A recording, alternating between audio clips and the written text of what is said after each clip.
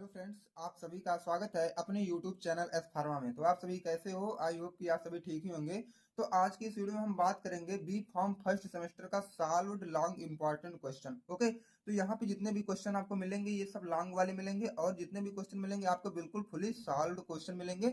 और इस वीडियो में हम कवर करेंगे अपना यूनिट 3, 4, 5 से जितने भी 10 नंबर और 7 नंबर के जितने भी क्वेश्चन आपको मिलेंगे सब सॉल्व मिलेंगे। ठीक, तो ये मैं प्रीवियस ईयर क्वेश्चन पेपर से सब क्वेश्चन पुटअप किया हूँ। तो कह सकते हो कि यूनिट 3 और 4 और 5 का ये फास्ट रिवीजन भी आज स्टार्ट होने जा रहा है। तो आप 2 मार्क्स वाली वीडियो, इससे पहले मैं 2 मार्क्स वाली वीडियो अपलोड किया था, तो आई होप आप सभी ने उसको देखा होगा। इसमें क्या है, 2 नंबर के जितने भी क्वेश्चन थे यूनिट नंबर 1 से लेकर 5 नंबर टोटल कवर कर दिया था मैं सोल्यूशन के साथ। और इसके बाद वाली जो वीडियो थी उसमें हम ये कवर किए थे कि यूनिट नंबर 1 और 2 के जितने भी लॉन्ग और शॉर्ट क्वेश्चन बने थे वो मैं कवर किया था। आज ये एचएपी की लास्ट वीडियो होने जा रही है जिसमें हम यूनिट 3, 4, 5 कवर करेंगे, और लॉन्ग एंड शॉर्ट क्वेश्चन इसमें रहेगा और बिल्कुल ये फुली सॉल्व होंगे। ठीक है, तो वीडियो के लास्ट तक आप लोग बने रहिएगा। अगर आप ये तीनों वीडियो देख लेते हैं तो आप गारंटी है कि आप बिल्कुल इजी वे में एचएपी में पास हो सकते हैं। ठीक है, तो इस वीडियो में हम बात करेंगे 7 और 10 मार्क्स का सोल्यूशन के साथ। क्वेश्चन जितने मिलेंगे आपको सोल्यूशन के साथ मिलेंगे। तो सबसे पहले मैं बात करूंगा 7 मार्क्स का, जो हमारा यूनिट 3 का पहला क्वेश्चन आता है। बाकी ये पूरी सीरीज का 24 क्वेश्चन है। ठीक है, पूरी सीरीज का 24 वाला है। बाकी ये यूनिट 3 का पहला क्वेश्चन हम स्टार्टअप करते हैं। इसमें आपका आता है define erythropoiesis in detail and explain it's mechanism. आपको बताना है इरिथ्रोपोइसिस, डिटेल में बताना है क्या होता है, एंड इसकी जो मैकेनिज्म होती है उसको आपको एक्सप्लेन में बताना है। तो सबसे पहले मैं बात करूं इरिथ्रोपोइसिस क्या होता है। अगर इरिथ्रोपोइसिस आप जनरल लैंग्वेज में, ये जनरल वर्ड में समझ जाएंगे तो इसके अंदर क्या है आपको इजी वे में आगे समझ में आ जाएगा।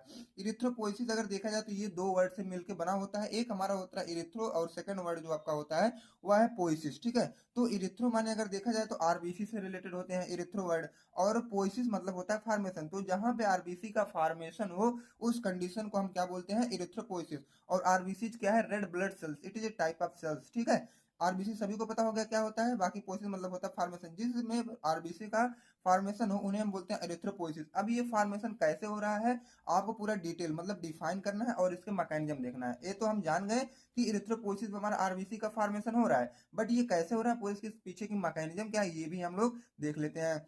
अब देखो, erythropoiesis is the process by which the body produce red blood cell. ये एक ऐसी प्रोसेस है जिसमें हमारी बॉडी जो है आरबीसी को प्रोड्यूस करती है। प्रोड्यूस मतलब बनाती है रेड ब्लड सेल्स को। Erythropoiesis is like a factory inside the body. ये देखो क्या है, इरिथ्रोपोइसिस मानो तो एक फैक्ट्री है हमारे बॉडी में जो क्या करती है, that makes red blood cell, जो क्या करती है हमारे रेड ब्लड सेल्स को बनाती है। These cells carry oxygen to all parts of the body. और ये सेल क्या करते हैं, हमारे बॉडी के जितने भी पार्ट हैं अलग अलग सबको क्या करते हैं, ये ऑक्सीजन प्रोवाइड करते हैं। ठीक है, अब मैं देख लेता हूँ मैकेनिज्म। इसका मैकेनिज्म क्या है, ये देखा जाए तो लगभग 5 स्टेप में ये इसके मैकेनिज्म कंप्लीट होते हैं। पहला आपका स्टेप है हिमेटोपोएटिक स्टेम सेल, दूसरा है प्रो इरिथ्रोब्लास्ट, तीसरा इरिथ्रोब्लास्ट, और चौथा आपको मिलेगा रेटिक्यूलोसाइट, और पांचवा आपको मिलेगा इरिथ्रोसाइट। तो एक एक हम जो स्टेप है या प्रोसेस हम डीप में देखेंगे। तो हिमेटोपोएटिक स्टेम सेल क्या होता है, RBC formation start from the haematopoietic stem cell which present in bone marrow. सबसे पहले ये जो आरबीसी का फॉर्मेशन स्टार्ट होता है वह हिमेटोपोएटिक स्टेम सेल से ही स्टार्ट होता है, जो कि ये हिमेटोपोएटिक स्टेम सेल प्रेजेंट होता है आपके बोन मैरो में। अब बोन मैरो सभी को पता होगा कि बोन मैरो क्या होता है। बोन मैरो में हमारा प्रेजेंट होता है हिमेटोपोएटिक सेल, और वहीं से सबसे पहले आरबीसी का फॉर्मेशन स्टार्ट होता है। अब देखो क्या है, हिमेटोपोएटिक सेल जनरेट मेलाइड प्रेजिनेटर सेल। अब हिमेटोपोएटिक सेल क्या करता है, वो मेलाइड प्रेजिनेटर सेल को क्या करता है, जनरेट करता है। अब देखो जब ये सेल जनरेट हो जाते हैं तो क्या होता है, प्रो इरिथ्रोब्लास्ट वाला प्रोसेस आ जाता है हमारे यहाँ। The stem cells become immature red blood cells called pro erythroblast. जब वो stem cell immature red blood cell में पूरा आ जाते हैं तो उन्हें हम क्या बोलते हैं, प्रो इरिथ्रोब्लास्ट। अब देखो, it is longer immature cell with round nucleus and blue grey colour cytoplasm. अब देखो इस ये वाला जो सेल्स बनेंगे उसमें जो ये साइटोप्लाज्मा का कलर है वो ब्लू ग्रे कलर का आपको दिखने लगेगा, और राउंड न्यूक्लियस आपको दिखेगा। और यह सेल जो रहेगा थोड़ा सा लंबा और इमेच्योर सेल रहेगा। ठीक है, अब देखो इसमें क्या है, होमोग्लोबिन प्रेजेंट नहीं होती है, मतलब क्या है, नो हीमोग्लोबिन प्रेजेंट। ये था हमारा प्रो इरिथ्रोब्लास्ट। अब हम इरिथ्रोब्लास्ट की बात करें तो an erythroblast is an immature RBC that develops from proerythroblast. अब देखो क्या है, ये प्रोइरिथ्रोब्लास्ट से डेवलप होता है और ये अभी अभी इमेच्योर आरबीसी ही है। जब तक इमेच्योर ना हो जाए तब तक क्या आरबीसी फॉर्मेशन अच्छे से नहीं होता। तो अभी सब क्या है, इमेच्योर वाली प्रोसेस ही चल रही है। अब ये जो है 3 टाइप में इरिथ्रोब्लास्ट डिवाइड किया गया, एक बैसोफिलिक इरिथ्रोब्लास्ट, दूसरा है पॉलीक्रोमैटिक इरिथ्रोब्लास्ट और तीसरा है आर्थोक्रोमैटिक इरिथ्रोब्लास्ट। ठीक, अब हम देखते हैं कि फोर्थ नंबर किसका आता है। फोर्थ नंबर है रेटिकुलोसाइट का।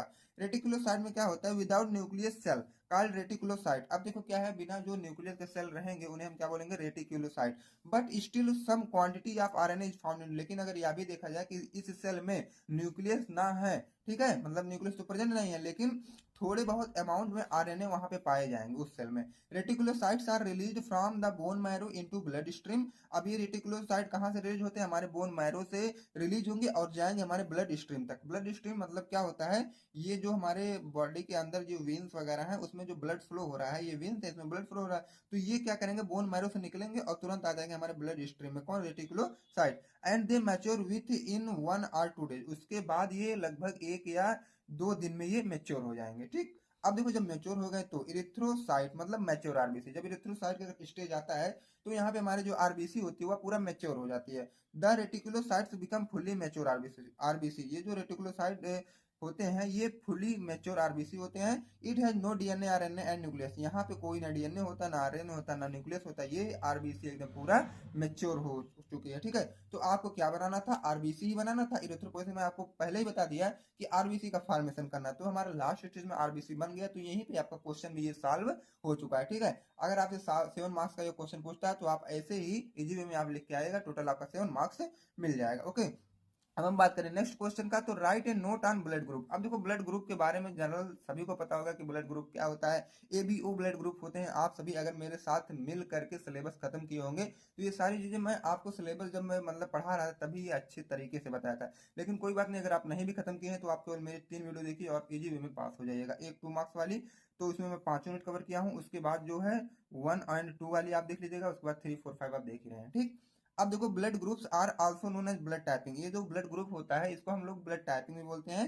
It is the classification of blood. यहाँ पे क्या किया जाता है, ब्लड का क्लासिफिकेशन किया जाता है on the basis of the presence और absence of antigen on the surface of RBC. अब देखो आरबीसी के सरफेस से हमारा ये प्रेजेंट या एब्सेंस होता है क्या, एंटीजन। अब उसी के बेसिस पे यहाँ पे हम लोग क्या है, ब्लड को क्लासीफाई कर रहे हैं।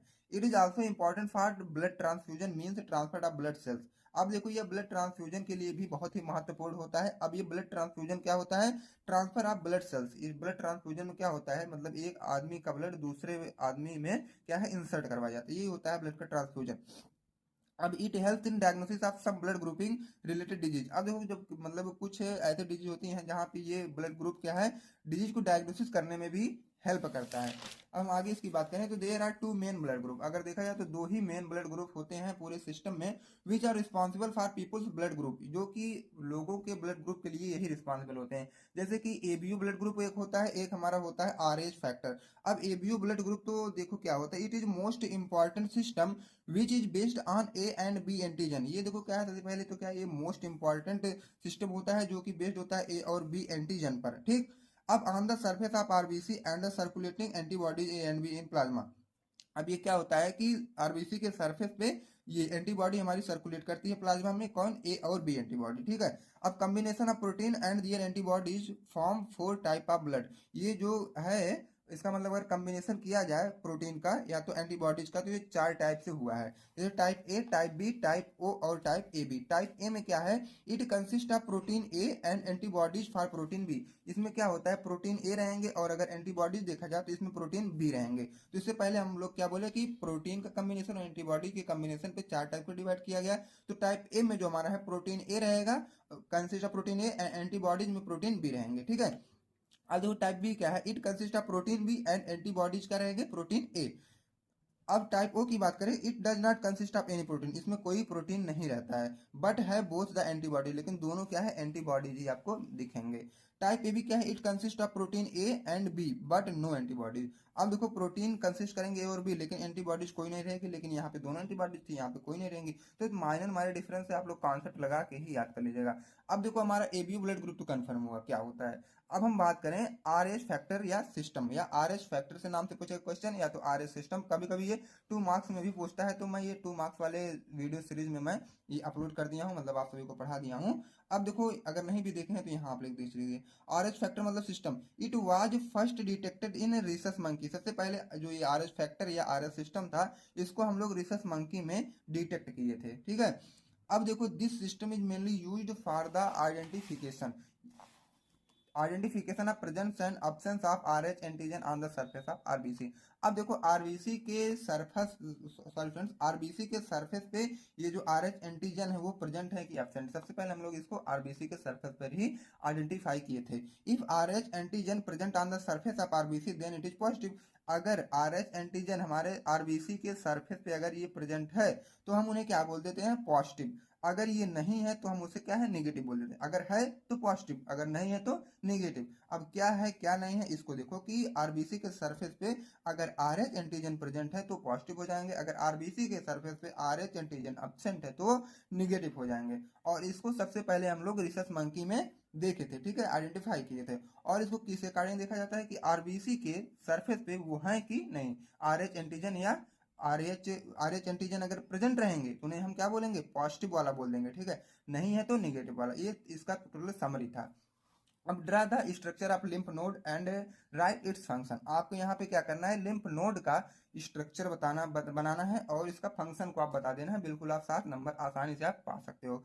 अब देखो क्या है लिम्फ नोड, क्या है, also known as lymph glands और लिम्फेटिक नोड। लिम्फ नोड को आप क्या बोल सकते हो, लिम्फ ग्लैंड या लिम्फेटिक नोड्स। कभी कभी आए मतलब ये क्वेश्चन आपका पूछ लेगा कि what is lymph glands 2 mark में, या तो व्हाट इज लिम्फेटिक नोड्स। तो आप लिम्फ नोड्स ही लिख के आएगा, तीनों बातें सेम ही है। Lymph nodes are small bean shaped organ that play a critical role in the immune system. ये क्या होता है, एक छोटा सा मतलब ये ऑर्गन है और बीन शेप्ड का ऑर्गन होता है जो कि क्रिटिकल रोल प्ले करता है हमारे इम्यून सिस्टम में। अब ये इम्यून सिस्टम क्या होता है, आप लोग कमेंट बॉक्स में कमेंट करके बताएं कि ये इम्यून सिस्टम क्या होता है।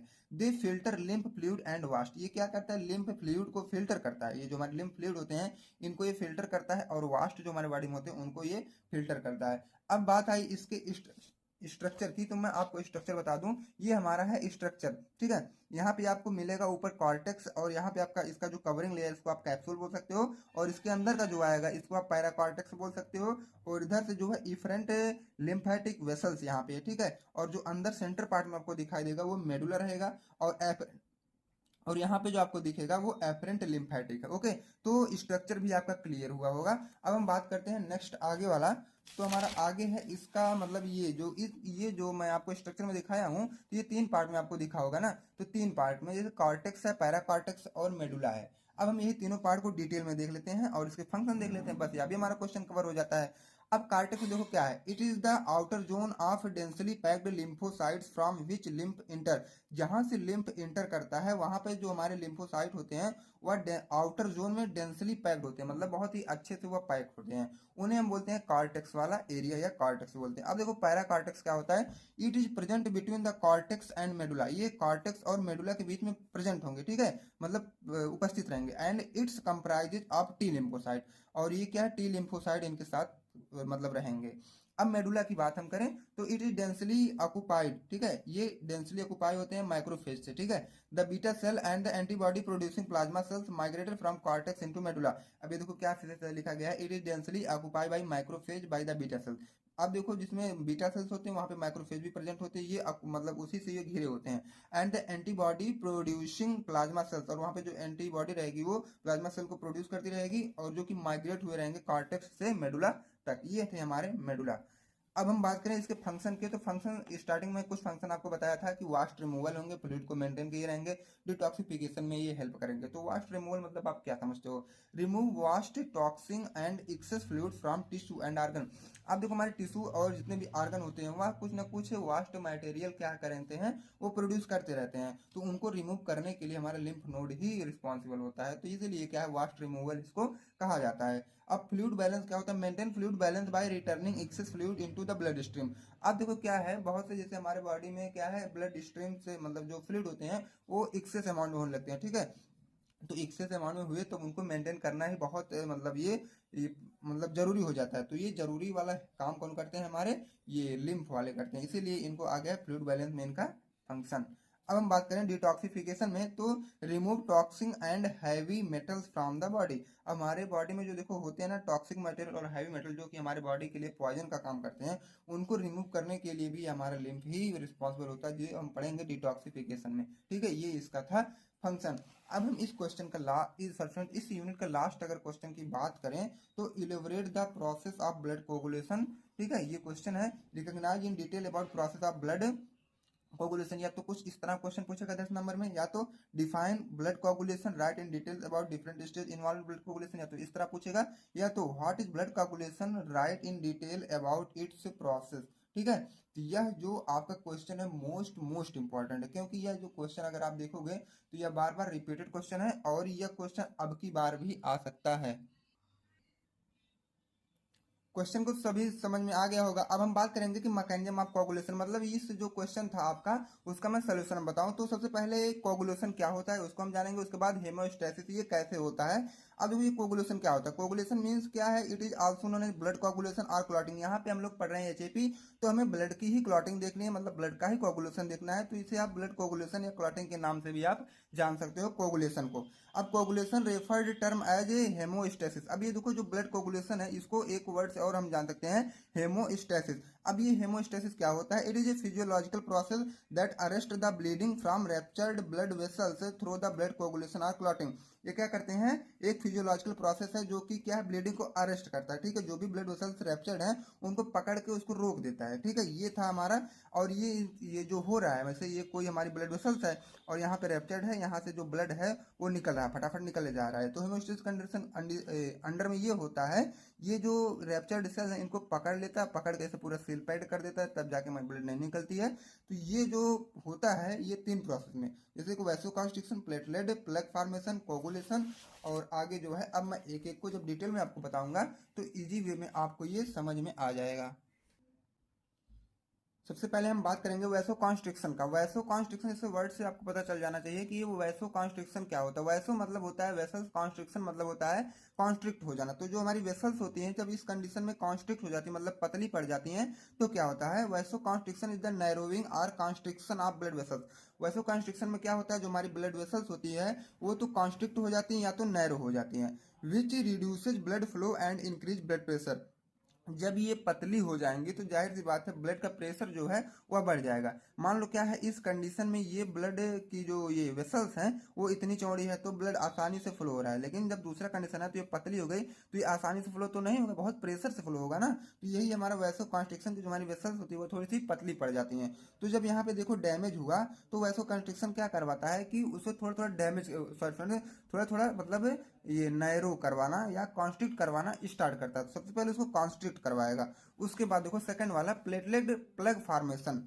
In this process, platelets aggregate and formed plugged, which stick to the damaged blood vessels and prevent temporary blood loss. अब देखो क्या है, in this process, इस प्रोसेस में ये होता है कि platelet aggregate and form plug. Platelet जो होते हैं, जो फैले इधर उधर होते हैं, वो क्या है, वो प्लग का फॉर्मेशन करने लगते हैं, जो कि डैमेज ब्लड वेसल्स जहाँ पे होता है वहीं पे ये धीरे धीरे जाके चिपकने लगते हैं। ठीक है, जब ये आ जाएंगे यहाँ पे तो जो यहाँ पे कटा वाला पार्ट था, मतलब डैमेज पार्ट था, तो यहाँ आके यहाँ पे छोटे छोटे मतलब ये एडजस्ट हो जाएंगे। ठीक है, तो यहाँ पे देखो क्या लिखा गया है, aggregated platelets form the plug and seal this temporary.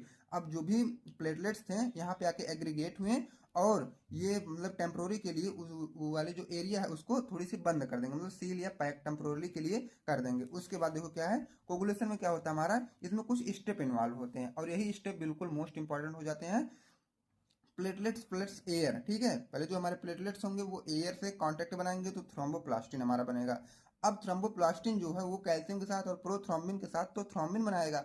अब थ्रोम्बिन क्या करेगा, फाइब्रोनोजन के साथ फाइब्रिन बनाएगा और यही फाइब्रिन हमारे क्लॉटिंग के लिए रिस्पॉन्सिबल होते हैं। इस कंडीशन में हमारी पूरी की पूरी क्लॉटिंग हो जाती है। लेकिन ये तो केवल आपको मैं बताया, केवल ये शॉर्ट प्रोसेस है। ठीक है, कभी अगर 2 मार्क्स में पूछता है तो आप ये चीजें लिख के आओगे। बाकी अभी मैं आपको फैक्टर के बारे में बताऊंगा, वो फैक्टर आपको इंपॉर्टेंट रखेगा इस क्वेश्चन को सॉल्व करने में। Then fibrin is make type of net. ये जो फाइब्रिन है एक जाल की तरह स्ट्रक्चर बना लेता है और वो ब्लड से मतलब ऐड हो जाता है, तो वहीं पर हमारी जो ब्लड की क्लॉटिंग है वो हो जाती है। जो हमारा ये वेसल्स डैमेज था, यहाँ पे डैमेज था, अब ये पूरी तरीके से सील पैक हो गई है। जो ब्लड मतलब यहाँ से निकल रहा था अब वो निकलेगा नहीं। और इसको अगर देखा जाए तो कौन सी विटामिन यहाँ पे हेल्प करता है, हमारी विटामिन के मोस्ट इंपॉर्टेंट होती है ब्लड क्लॉटिंग के लिए। ठीक है, तो यहाँ भी आपका क्लियर हुआ। अब मैं फैक्टर की बात करूँ तो फैक्टर ही मोस्ट इंपॉर्टेंट है इसका। ब्लड क्लॉटिंग फैक्टर क्या होते हैं, यह देखो क्या है, आपको factor first, second, third, fourth, fifth, उसके बाद आपको सिक्स नहीं सेवंथ मिलेंगे, उसके बाद एट्थ, नाइन, 10, 11, 12, 13, 14, इतने आपको मिलेंगे फैक्टर। अब फैक्टर फर्स्ट जो हमारा है वो देखो क्या है, फैक्टर फर्स्ट में आपका फाइब्रोनिजन मिलेगा जो कि कन्वर्ट्स टू फाइब्रिन, फाइब्रिन में इसे कन्वर्ट कर देगा। अब देखो फैक्टर सेकंड क्या है, प्रोथ्राम्बिन, जो कि कन्वर्ट्स टू थ्रोम्बिन, थ्रोम्बिन में कन्वर्ट करने का हेल्प करता है। फैक्टर थर्ड जो है tissue factor, initiate coagulation, coagulation को इनिशिएट करेगा। फैक्टर फोर जो हमारा है कैल्शियम आयन, मतलब इसेंशियल फॉर क्लॉटिंग, क्लॉटिंग के लिए जो हमारे होते हैं कैल्शियम आयन ही इसेंशियल होते हैं। अब फैक्टर फाइव की बात करें तो प्रो एसिलरिन क्या होता है, इनिशिएट कोगुलेशन। अब फैक्टर देखो जो उसके बाद हमारा सिक्स ना आके सेवन आता है तो प्रो कन्वर्टिन क्या करती हैं, कोगुलेशन को भी ये भी इनिशिएट ही करते हैं। अब फैक्टर हम सेवंथ के बाद एट्थ की बात करें तो एंटी एंटी हीमोफेलिक फैक्टर होते हैं जो कि हीमोफेलिया ए के लिए डिफिशियंट द्वारा वर्क करते हैं। उसके बाद फैक्टर हम नाइन की बात करें तो क्रिसमस फैक्टर होते हैं। और फैक्टर 10 की बात करें तो स्टुअर्ट पावर फैक्टर होते हैं, ठीक है। और फैक्टर 11 की बात करें तो प्लाज्मा थ्रोम्बोप्लास्टिन एंटीऑक्सीडेंट, ये फैक्टर होते हैं, कुछ नाम इनका अजीब अजीब है। फैक्टर हम 12 की बात करें तो हेजेमन फैक्टर होते हैं। और फैक्टर हम जब 13 की बात करें तो फाइब्रिन स्टेबलाइजिंग फैक्टर होते हैं। और फैक्टर अब 14 की बात करें तो नॉट यूनिवर्सली रिकॉग्नाइज, अब इसको हम लोग रिकॉग्नाइज ही नहीं कर पाए हैं कि कौन सा फैक्टर ये है। इट इन्वॉल्व थ्री स्टेप, अब ये जो हम ऊपर पढ़े हैं तो ये तीन स्टेप में होता है। पहला स्टेप फॉर्मेशन ऑफ प्रोथ्रोम्बिन, और दूसरा है converging of prothrombin into thrombin, और तीसरा है कन्वर्जिंग ऑफ फाइब्रोनिजन इनटू फाइब्रिन। ये फैक्टर आप लोग इजी वे में याद कर लीजिएगा। और फैक्टर के बाद हमारे कुछ इंट्रिंसिक और एक्सट्रिंसिक पैथवे होते हैं। जब ये पैथवे हमारे पूरी बॉडी में चलता है, जहाँ पे हमारा वो रैप्चर्ड ब्लड ब्लड वो होते हैं वेसल्स, वहाँ ये ठीक करने में ये हेल्प करते हैं। अब इंट्रिंसिक पैथवे और एक्सट्रिंसिक पैथवे क्या होता है, जैसे को ब्लड ट्रामा एक तरफ है और टिश्यू ट्रामा एक तरफ है, मतलब ब्लड वेसल्स में जब चोट लग रही है और टिश्यू में वगैरह में जो चोट लगती है तो क्या होता है, अब देखो क्या है, प्लेटलेट्स एक्टिवेट होते हैं, ठीक है। और यहाँ पे टिश्यू फैक्टर ये एक्टिवेट होते हैं। अब मैं एक की बात करूँ, पहले तो जब प्लेटलेट्स एक्टिवेट हो जाते हैं तो हमारे क्या फैक्टर नंबर 12 ये क्या करते हैं, ये एक्टिवेट हो जाते हैं। इस कंडीशन में जो मैं ए लिखा हूँ मतलब ये 12 नंबर फैक्टर जो है अब एक्टिवेट है। उसके बाद ये 11 को एक्टिवेट करेगा, उसके बाद क्या करेंगे, ये नाइन्थ को एक्टिवेट करेंगे, और नाइन्थ जो है ये 10 को एक्टिवेट करेगा। और ये कैसे करेगा, कैल्शियम चैनल, कैल्शियम के हेल्प से, ठीक है। मैं इससे पहले बताया ना कि ये कैल्शियम भी इसेंशियल ही होते हैं, तो इससे हेल्प से ये इनको एक्टिवेट करेगा। अब यहाँ तक हमारा हो गया। अब इसको भी हम लोग देखते हैं कि थ्रोम्बोप्लास्टिन जो है वह सिक्स को एक्टिवेट करेगा, ठीक है, सिक्स को सॉरी सेवंथ को एक्टिवेट करेगा। उसके बाद सेवंथ क्या करेंगे, ये 10th को एक्टिवेट करेंगे, किसके हेल्प से, कैल्शियम के हेल्प से। अब 10th ए 10th है हमारे दोनों एक्टिवेट हो गए, ठीक है, मतलब एक्टिवेटेड फैक्टर 10th। अब ये हो गया। उसके बाद हमारा प्रोथ्रोम्बिनेज एंजाइम भी एक्टिवेट हो जाएगी फिफ्थ के हेल्प से। अब जब ये एक्टिवेट हो जाएगी तो सेकंड जो फैक्टर सेकंड प्रोथ्रोम्बिन थे वो थ्रोम्बिन ए में कन्वर्ट हो जाएंगे, ठीक है। अब क्या होगा, फाइब्रोनिजन फर्स्ट जो है, फाइब्रोनिजन सेकंड फर्स्ट ए में, मतलब ये फाइब्रोनिजन जो है अब फाइब्रिन में वो एक्टिवेट हो जाएगा। अब जब ये फाइब्रिन ही एक्टिवेट हो गया तो हमारा मेन वर्क तो फाइब्रिन का ही था।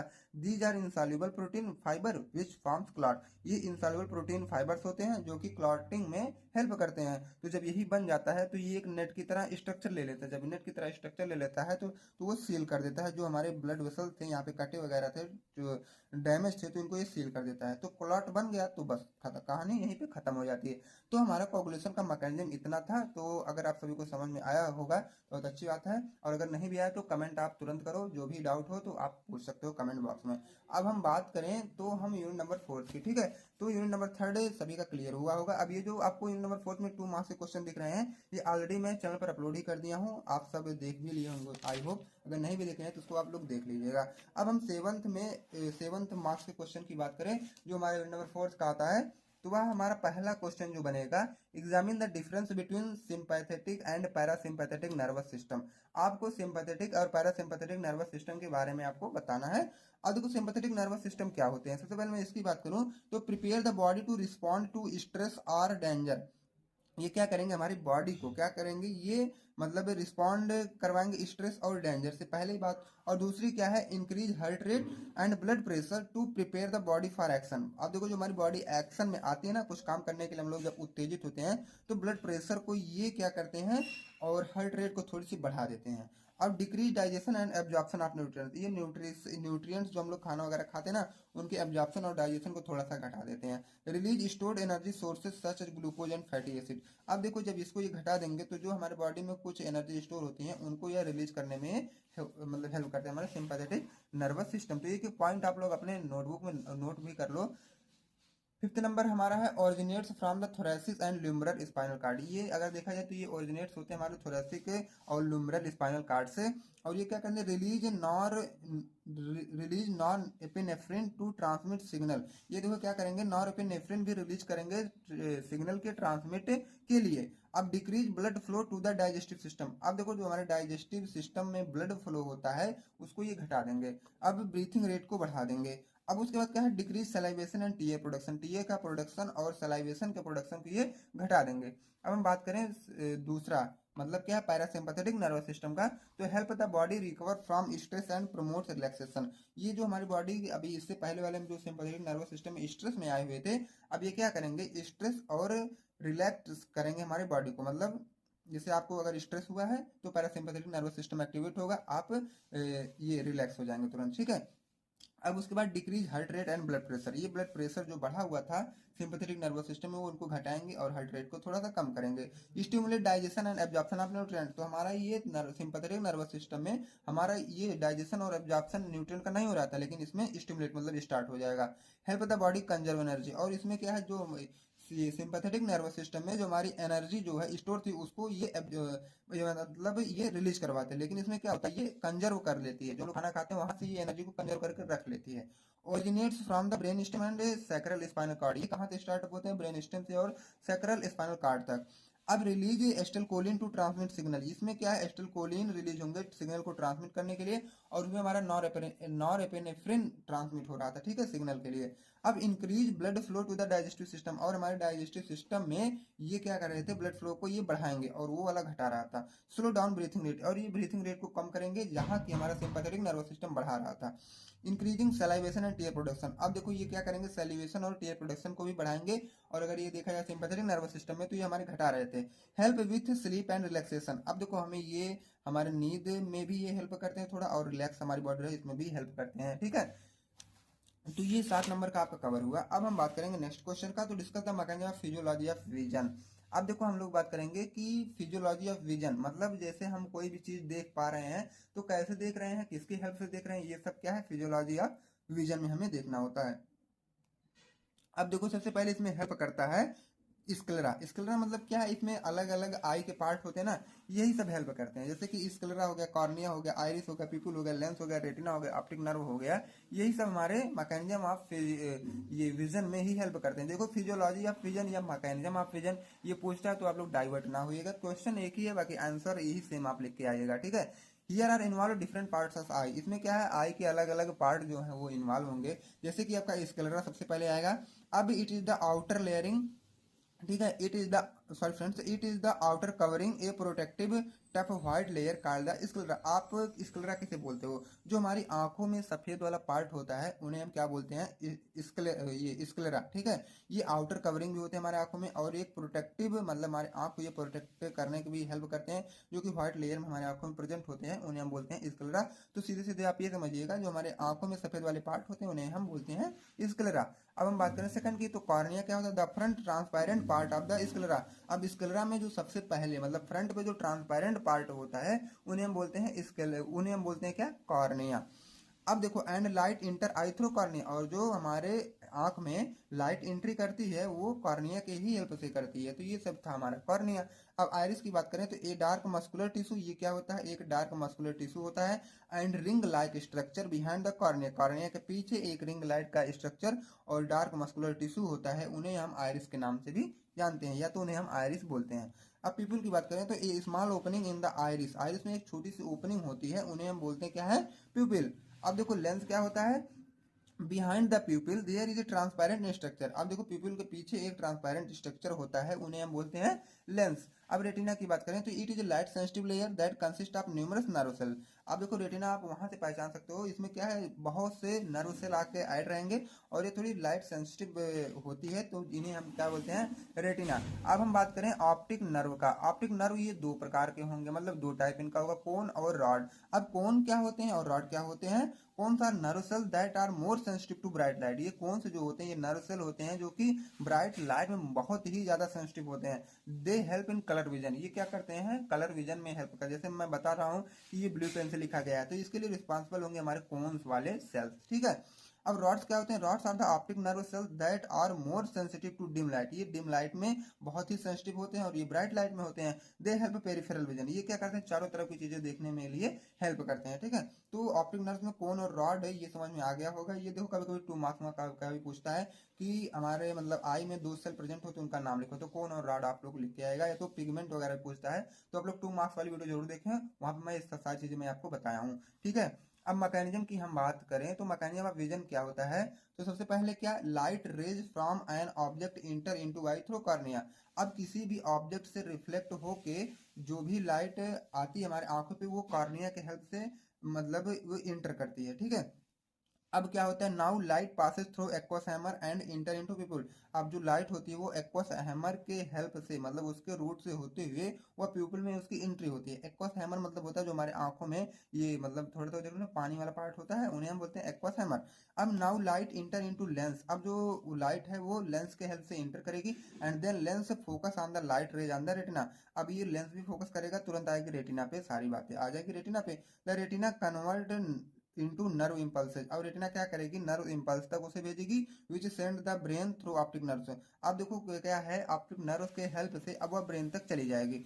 Finally seen by brain as visual image. तब जाके हमारा ब्रेन क्या करेगा, जो भी इमेज था वो देख पाएगा। तो इतनी पूरी मैकेनिज्म होती है। तो मैकेनिज्म एक बार आप फिर से देख लो, तो आप इसको चाहो तो इतना एक बार पार्ट में स्क्रीनशॉट ले सकते हो और इतना जो है आप एक बार में स्क्रीनशॉट ले सकते हो, क्योंकि यह इससे इजी आपको कहीं नहीं मिलेगा और ये क्वेश्चन आएगा जरूर की बात, ठीक।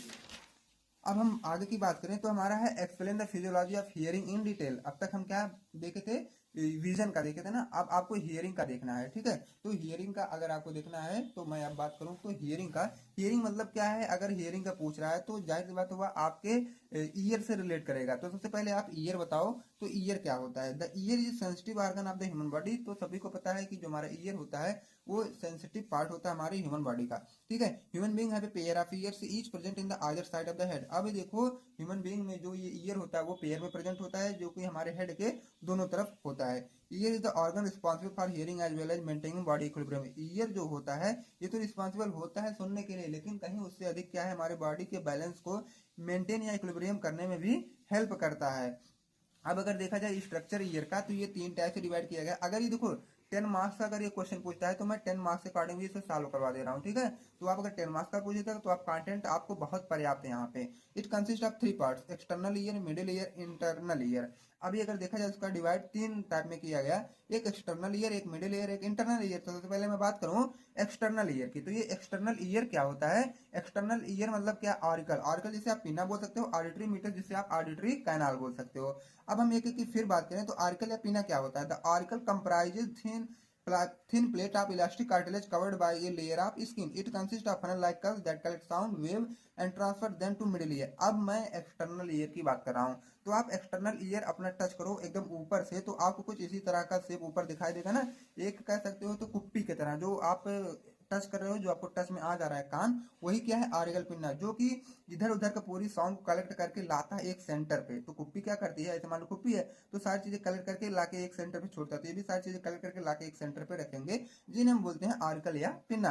अब हम देखो नेक्स्ट वाला क्या है, external auditory meters. It is a slightly curved canal support by bone in its interior parts and cartilage in the exterior part. ये क्या करते हैं, ये थोड़े से कर्व होंगे जो क्या करेंगे, बोन से ये सपोर्टिंग होते हैं। और ये जानते हो क्या होता है, इसके बाद वाली जो मान लो ये वाला है ना, इसके बाद जो अंदर आओगे आप तो कैनाल मिलेगा, तो यही वाला पार्ट है एक्सटर्नल ऑडिटरी मीटर्स, यही आपको मिलेंगे, ठीक है। इसको हम ऑडिटरी कैनाल भी बोलते हैं। अब हम लोग मिडिल ईयर की बात करें तो मिडिल ईयर मोस्ट इंपॉर्टेंट है, बस आप लोग मिडिल ईयर आप ये हमें समझ लीजिएगा। अब इसमें दो आपको मिलेंगे, एक टिम्पैनिक कैविटी, एक स्टैचियन ट्यूब। टिम्पैनिक कैविटी हमारी क्या होती है, it is narrow field cavity separated from the external ear by the tympanic membrane and from inner ear by the bony wall. ये तो देखो क्या है, ये एकदम सेंट्रल वाला पार्ट होता है, जो कि ये नैरो फील्ड कैविटी होती है और एक्सटर्नल ईयर से स्टार्ट होती है by tympanic membrane and form inner ear by the bony wall.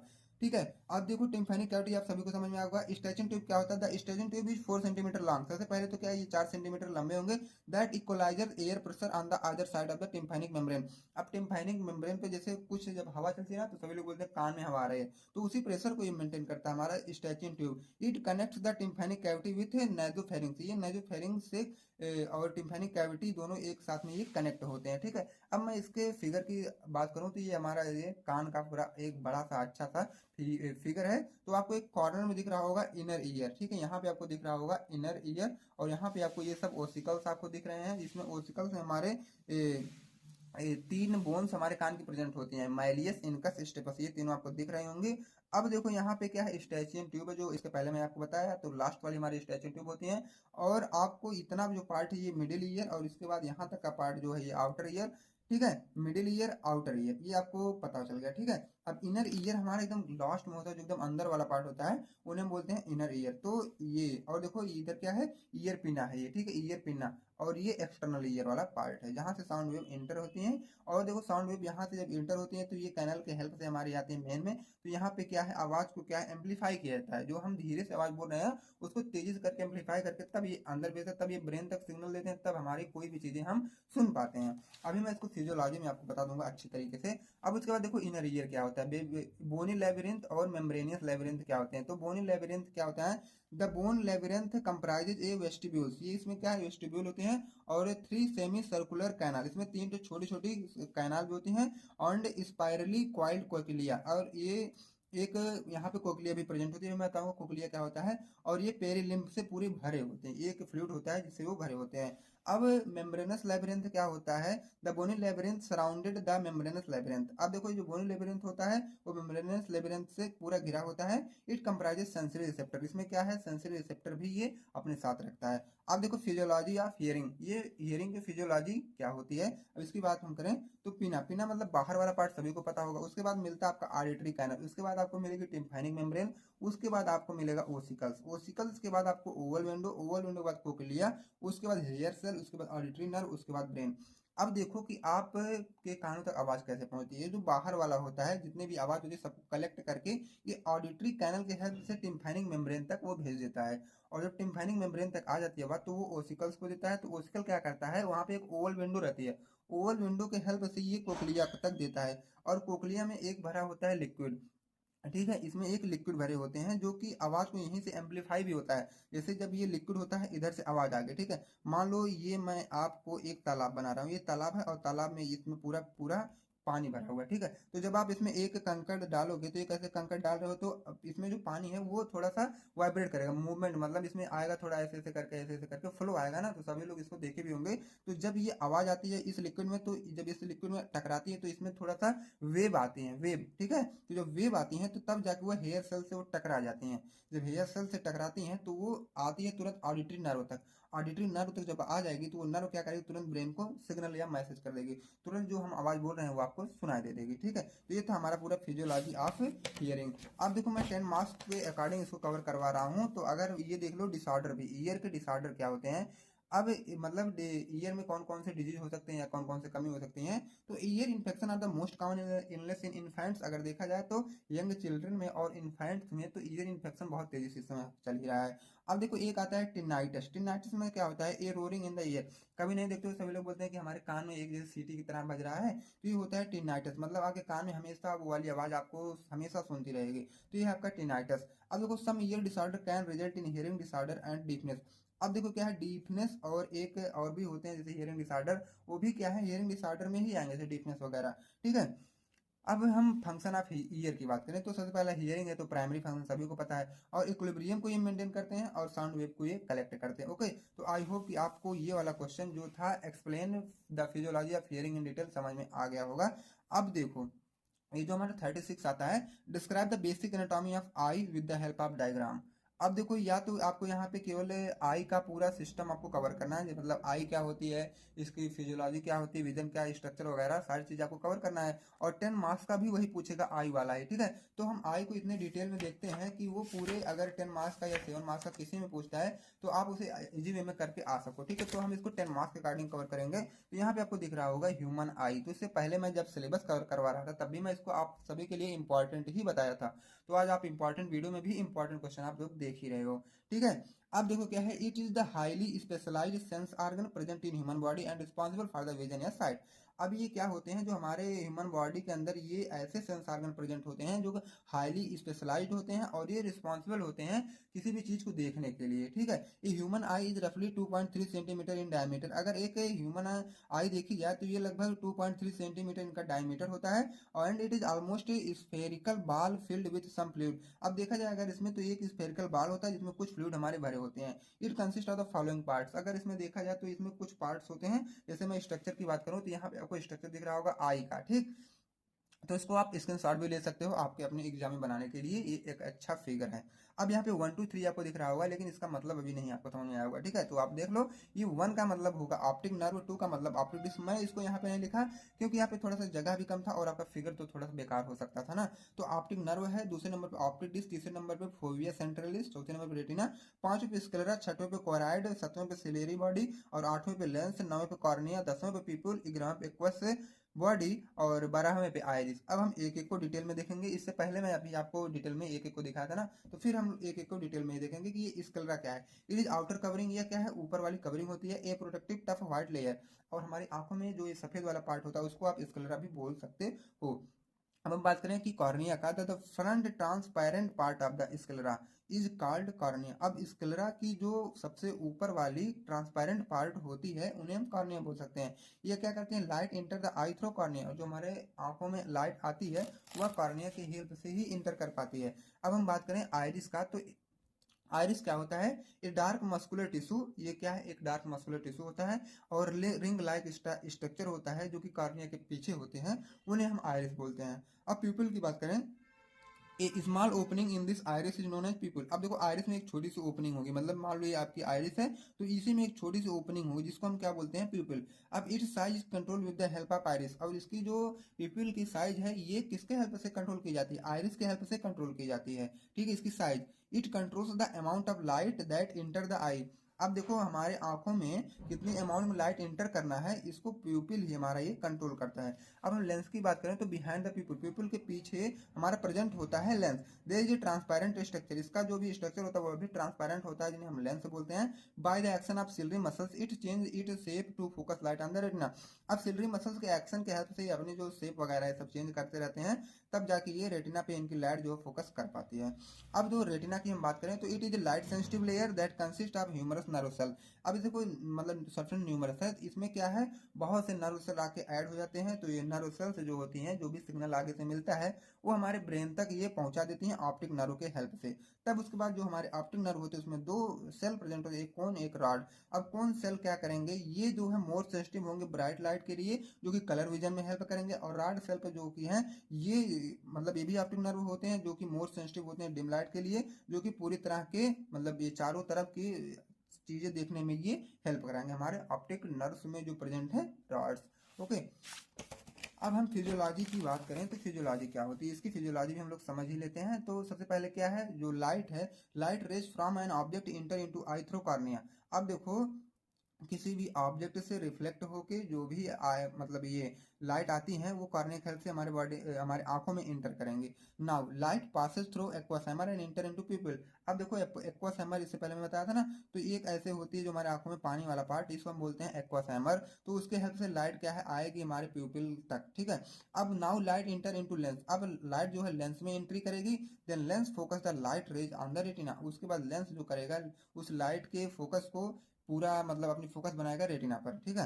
अब the retina convert into nerve impulses which send to the brain through optic nerve. अब optic nerve के help से जो भी वहां से मैसेज आया हुआ है हम उसको ब्रेन तक ट्रांसफर कर देते हैं। Finally seen by brain as visual image, उसके बाद जो हमारा ब्रेन होता है जो भी इमेज उसको देखना रहता है वो देख पाता है। ठीक है, ये हमारा था पूरा फिजियोलॉजी। अब डिसऑर्डर की बात करें तो इसमें आंख में बहुत से मतलब डिसऑर्डर भी हो सकते हैं, जैसे कि कंजक्टिवाइटिस। इसमें क्या होता है, in this conjunctiva get inflamed, इसमें जो कंजक्टाइवा हमारी आंखों में होता है उसमें थोड़ी सी जलन होने लगती है। It may occurs due to bacterial viral infection या एलर्जी। ये कब होता है, या तो बैक्टीरियल इन्फेक्शन हो जाए, या तो वायरल इन्फेक्शन होता है, या तो एलर्जी हो जाए हमारे आंखों में, तब ये कंजक्टिवाइटिस आपको देखने को मिल सकती है। अब कलर ब्लाइंडनेस की बात करें तो not clear vision due to heredity. अब देखो क्या है, जैसे कुछ लोग अनुवांशिकता की वजह से क्या उन्हें अच्छे से नहीं दिखाई देता है। ठीक है, और optic nerve or retinal disease. अब देखो इसमें क्या है, ऑप्टिक नर्व की वजह से भी हो सकता है और रेटाइनल डिजीज की वजह से हो सकता है कि उन्हें क्लियर नहीं दिखाई देता है।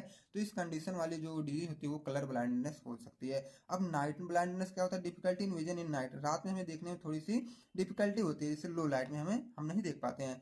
It may be due to deficiency of retinol. अब देखो ये कब होता है, जब रेटिनॉल की डिफिशियंसी मतलब हमारे बॉडी में रेटिनॉल की कमी हो जाए, मतलब विटामिन ए की कमी हो जाए, तो नाइट ब्लाइंडनेस हो सकता है। अब मायोपिया की बात करें तो difficulty in seeing the distant object. अब देखो जो ऐसे ऑब्जेक्ट जो मतलब थोड़ी से हमसे दूर पे रहेंगे उन्हें हम देख नहीं पाते हैं। अब देखो हाइपरमेट्रोपिया का होता है difficulty in seeing the near object. अब इसमें क्या है, हम लोग करीब की चीजें नहीं देख पाते हैं। जैसे आप अगर हिंदी मीडियम से 10th 12th में पढ़े होंगे तो एक दूर दृष्टि दोस्त था, एक निकट दृष्टि दोस्त था ना, तो वही दोनों हमारे यहाँ पे है, जो हमारे आंखों में डिजीज हो जाते हैं, ये सब हमारा था। ठीक है, तो आपका ये 36 और 37 एक ही में मैं कवर करा दिया हूँ।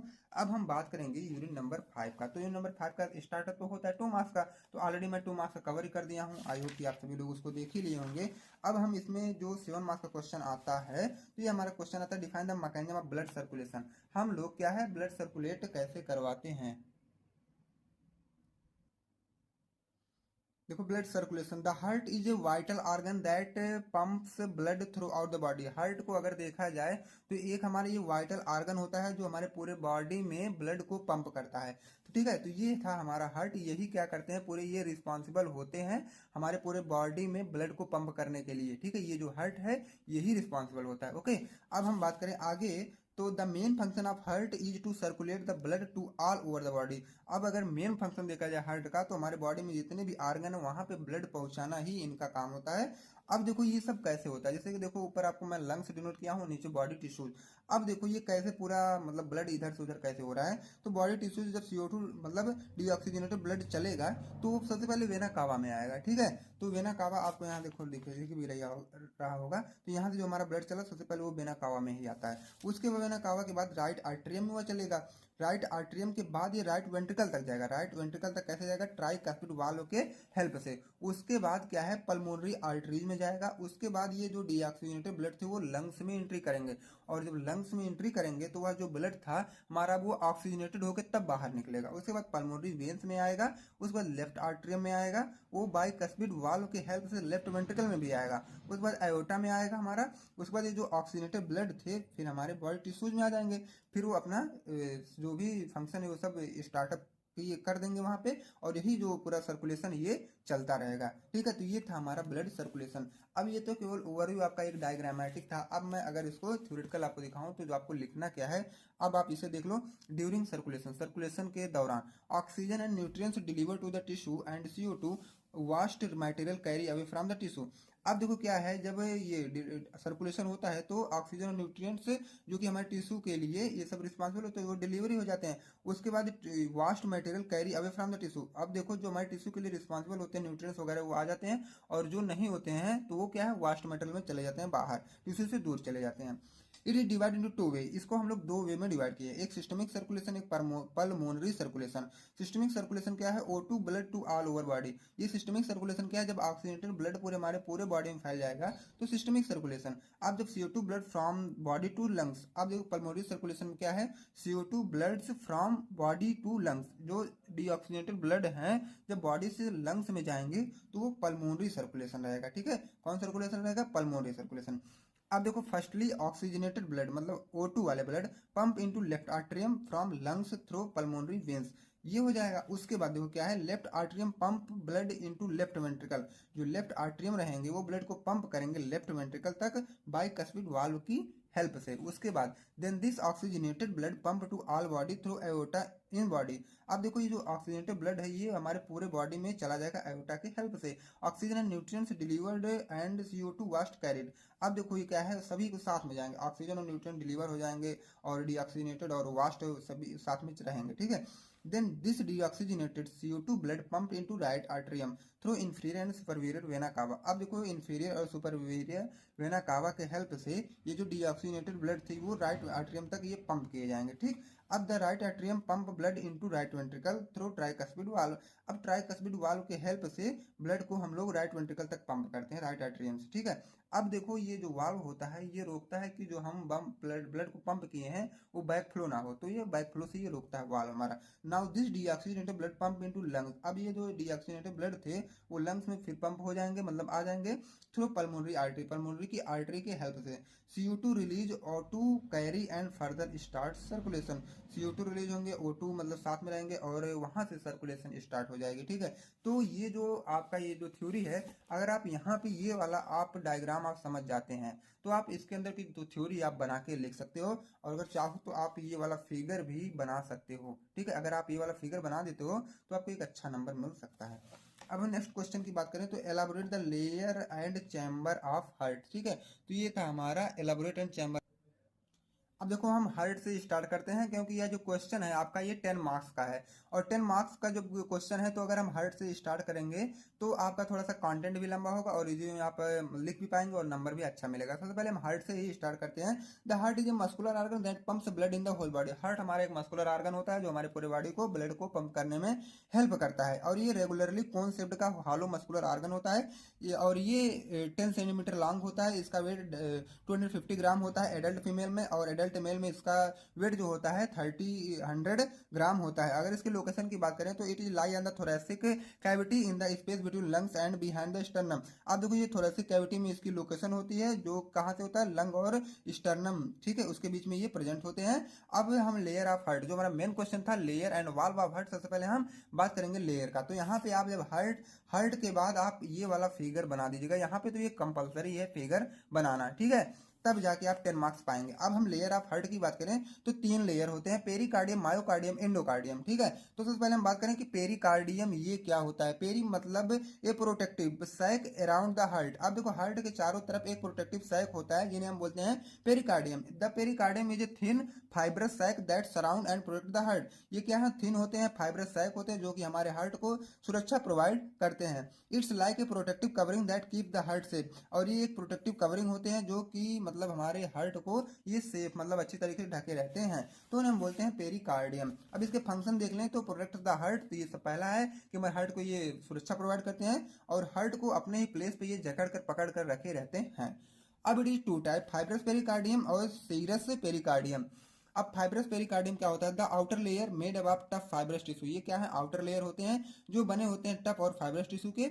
और सेरस पेरिकार्डियम क्या होता है, the inner layer made up of thin membranes tissue that produces fluid.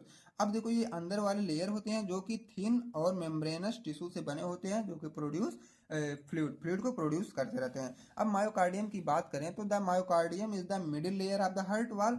मायो यम मतलब मिडिल और यम मतलब मायो, ठीक है। तो मायो से आप मिडिल समझ लेगा कि मिडिल वाला पार्ट है हमारे हार्ट का, और ये जो है कार्डियक मसल सेल से बना होता है। It is responsible for pumping action, और यह क्या है, पंपिंग एक्शन के लिए रिस्पॉन्सिबल होता है। अब हम बात करें तो इंडोकार्डियम का, तो it is the inner most layer of heart. ये क्या है, सबसे अंदर वाला लेयर है हमारे हार्ट का। एंड देखो ई मतलब इनर, ई मतलब इंडो, आप वहां समझ जाएगा। And made up of with the thin layer of epithelial tissue, और एपिथेलियल टिश्यू के थिन लेयर से ये बने होते हैं। अब it provide the smooth lining for the chamber of heart. ये जो क्या करते हैं, स्मूथ लाइनिंग भी प्रोवाइड करते हैं हमारे हार्ट के चैम्बर पर। And covers the valve of heart. अब देखो हार्ट में जितने भी वाल्व होते हैं ये इंडोकार्डियम से सब ढके होते हैं, ओके। अब इसी में हमारा क्वेश्चन पूछा था कि चैम्बर ऑफ हार्ट, आपको क्वेश्चन भी दिख रहा होगा, यहाँ पे पूछा है लेयर, तो लेयर हम लोग कवर कर लिए। अब हम कवर कर रहे हैं चैम्बर, ठीक है। अब यहाँ पे देखो क्या है, चैम्बर ऑफ हार्ट। तो heart is made up of 4 chamber. ये हार्ट जो हमारे 4 चैम्बर से मिलकर बने होते हैं, which help in circulation of blood, जो कि हेल्प करते हैं हमारे ब्लड के सर्कुलेशन में। अब ये 4 चैम्बर क्या है, right atrium, left atrium, right ventricle, left ventricle, ये चारों को अब आप डीप में पढ़ लो। यहाँ पे आपका जो 5th यूनिट का लास्ट क्वेश्चन था वो अभी एंड हो जाएगा। तो सबसे पहले हम बात करें तो राइट एट्रियम का, receive deoxygenated blood from the body through the superior and inferior vena cava. अब हमारे बॉडी में जो है डीऑक्सीजनेटेड ब्लड को रिसीव करते हैं superior and inferior vena cava से। Act as reservoir for blood, ये अगर इनको देखा जाए तो ये ब्लड के लिए एक रिजर्वायर होते हैं, मतलब स्टोर या ये गोडाउन या वेयर हाउस भी आप इन्हें बोल सकते हो। Allowing it to flow into the right ventricle. अब ये जब अपने अंदर पहले स्टोर कर लेंगे तब राइट वेंट्रिकल को ये अलाउ करेंगे। अब आप जाओ राइट एट्रियम से राइट वेंट्रिकल में, तो राइट वेंट्रिकल क्या करेगा, ब्लड को रिसीव करेगा राइट एट्रियम से। अब pumps blood through the pulmonary valve into the pulmonary artery, pulmonary valve के हेल्प से अब ये पल्मोनरी आर्टरी में ब्लड को पंप कर देगा, which carry into the lungs from oxygenation. अब देखो क्या है, ये लंग्स तक चले जाएंगे ऑक्सीजनेशन, मतलब अभी तो CO2 मतलब डीऑक्सीजनेटेड ब्लड था, अब जब वहां तक जाएगा तो वो ऑक्सीजनेटेड होने लगेगा। तो लेफ्ट आर्टरी में जब गया तो oxygenated blood receive oxygenated blood from the lungs, lungs से ऑक्सीजनेटेड ब्लड रिसीव कर लिया जाएगा through pulmonary veins, pulmonary veins के हेल्प से। Act as reservoir for blood, अब इनको भी क्या ब्लड के लिए रिजर्वायर भी बोला जाता है लेफ्ट एट्रियम को। Allowing it to flow into left ventricle, अब ये क्या करेंगे, लेफ्ट वेंट्रिकल को ये पास कर देंगे। अब हमारे यहाँ से जाओ तुम लेफ्ट वेंट्रिकल में, तो लेफ्ट वेंट्रिकल क्या करेगा, ब्लड को रिसीव कर लेगा लेफ्ट एट्रियम से, pump blood through the aortic valve into the aorta, aortic valve के हेल्प से एरोटा को ये ब्लड को पंप कर देगा, which carry it to the rest of the body. अब देखो क्या है, उसके बाद हमारी बॉडी में पूरा ये प्रोवाइड कर देगा। ठीक है, तो यहीं पे हमारा जो यूनिट नंबर 5 का लास्ट क्वेश्चन था वह एंड हो चुका है। अगर आपको अदर सब्जेक्ट के भी देखने हैं कुछ इस तरह वीडियो, तो चैनल को तुरंत आप सब्सक्राइब कर लो। और आपको अगर इसे नोट्स चाहिए तो आप वहाँ टेलीग्राम ग्रुप में आप ज्वाइन हो लो और वहाँ से आप नोट्स को डाउनलोड कर सकते हैं। ओके, और वहाँ पे आपको PDF फॉर्म में फ्री में नोट्स भी अवेलेबल हैं, और आप व्हाट्सएप ग्रुप को भी ज्वाइन कर सकते हो। तो मिलते हैं किसी अगले वीडियो में, तब तक के लिए friends bye bye, take care.